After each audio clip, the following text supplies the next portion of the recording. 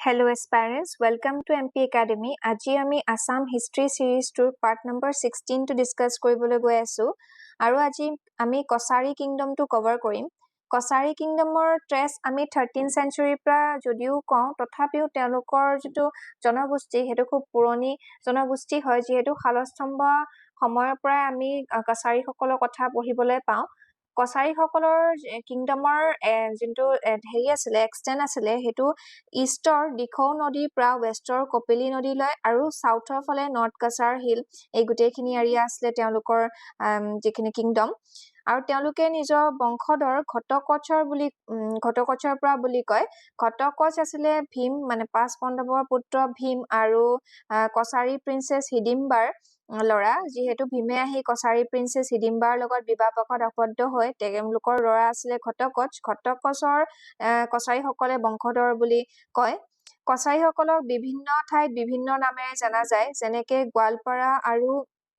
north বেংগলত তেওঁলোকক match বুলি কয় নৰ্থ কাছাৰ হিলছত তেওঁলোকক ডিমাচা বুলি জনা যায় আৰু ব্ৰহ্মপুত্ৰ ভেলীত তেওঁলোকক বড়ো বা বড়োফিছা বুলি কয় তেওঁলোকৰ এটা বড়োইক ল্যাঙ্গুৱেজত ওয়াৰ্ড আছে ডি বা দৈ তাৰ মানে হল ওয়াটাৰ এই ওয়াৰ্ডটোৰ পৰা বিভিন্ন নদীৰ আৰু জাগাৰ নামৰ উৎপত্তি হয় যেনেকে দিবাং দিহাং দিখৌ দিহিং দিক্ৰং দিচাং ডিমাপুৰ ডিব্ৰুগড় এইবোৰৰ পৰা আমি জানিবলৈ পাম যে তেওঁলোকৰ জনগোষ্ঠীটো কিমান পুৰণি ডিমাচা শব্দটোৰ মিনিঙে হল সন অফ বিগ ৰিভাৰ বা ওয়াটাৰ মানে ব্ৰহ্মপুত্ৰৰ পুত্ৰ বুলি কয় ব্ৰহ্মপুত্ৰ নৈ ডিমাচা সকলৰ প্ৰথম কেপিটেল আছিলে ডিমাপুৰ বৰ্তমান নাগালেণ্ডত পৰে যদিও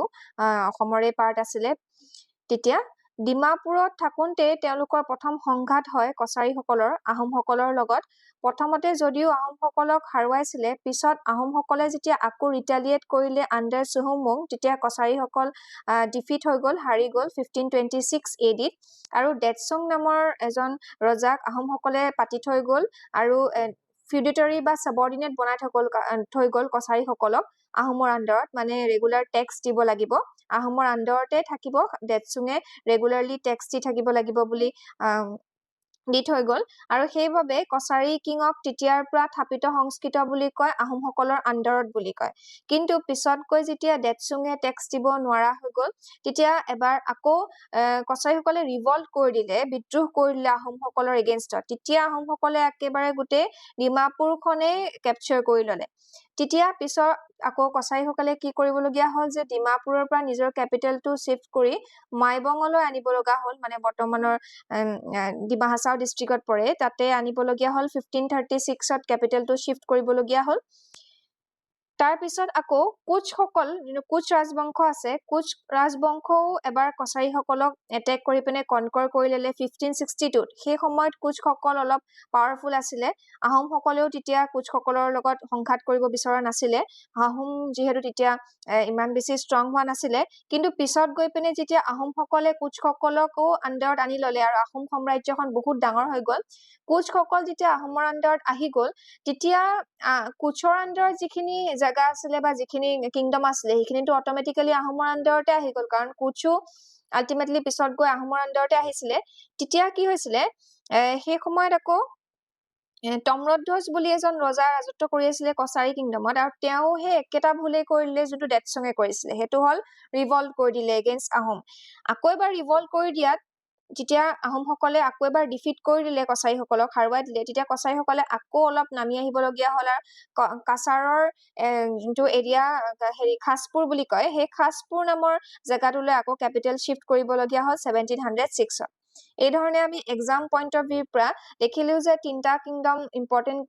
তিনটা ইম্পৰ্টেন্ট কেপিটেল হয়